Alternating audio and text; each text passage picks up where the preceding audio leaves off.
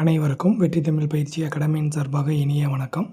இந்த ஷார்ட்ஸில் நம்ம 11th தமிழ் புக்கில் இருக்கக்கூடிய மாணிக்க வாசகரை பற்றி தாங்க நம்ம பார்க்க போகிறோம்.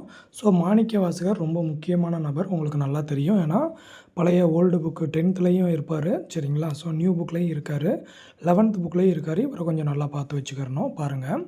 ஸோ திருவாசகம், மாணிக்க வாசகர்னாலே நமக்கு நல்லா தெரிஞ்சது திருவாசகம். ஸோ திருவாசகம் அப்படின்ற நூல் சிவபெருமானை பற்றி பாடப்பட்ட நூல் தான் திருவாசகம், சரியாங்க? ஸோ இந்த திருவாசகத்தை இயற்றியவர் யார் அப்படின்னா மாணிக்க வாசகர். திருவாசகம் மாணிக்க வாசகர், சரிங்களா? அப்படி ஞாபகம் வச்சுக்கிறணும். இந்த மாணிக்க வாசகர் மொத்தம் சைவ சமயத்தில் 12 திருமுறைகள் இருக்குது. அந்த 12 திருமுறையில் 8ஆம் திருமுறையாக உள்ளது தான் மாணிக்க வாசகருடைய திருவாசகம். ஏன்னா 7ஆம் திருமுறை அப்படின்றது சுந்தரரோடது. ஸோ அப்போ 8ஆம் திருமுறை அப்படின்றது மாணிக்க வாசகருடையது.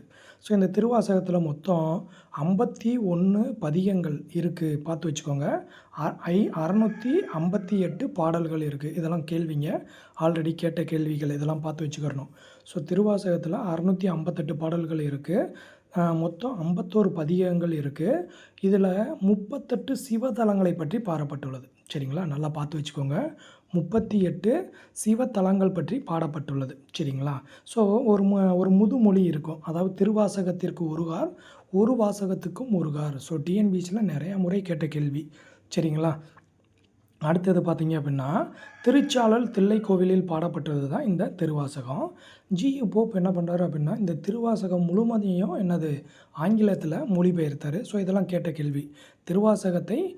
திருவாசகம் நூலை ஆங்கிலத்தில் மொழிபெயர்த்தவர் யாருன்னு கேட்பாங்க, ஜியு போப்பு தான். அதுக்கப்புறம் மாணிக்க வாசகரை பற்றி சொல்கிறாங்க பாருங்கள். மாணிக்க வாசகர் சைவ சமய குறவர்கள் 4 ஒருவர் தான் மாணிக்க வாசகர். இவர் திருவாத ஊரை சேர்ந்தவருங்க.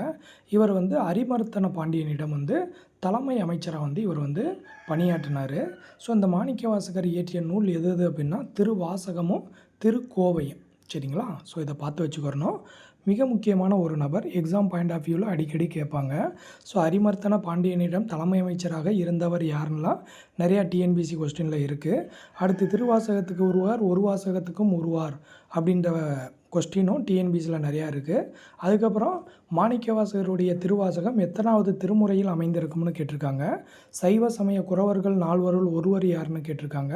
ஸோ இதெல்லாம் மிக முக்கியமான பகுதி, எக்ஸாம் பாயிண்ட் ஆஃப் வியூவில் நல்லா பார்த்து வச்சுக்கோங்க.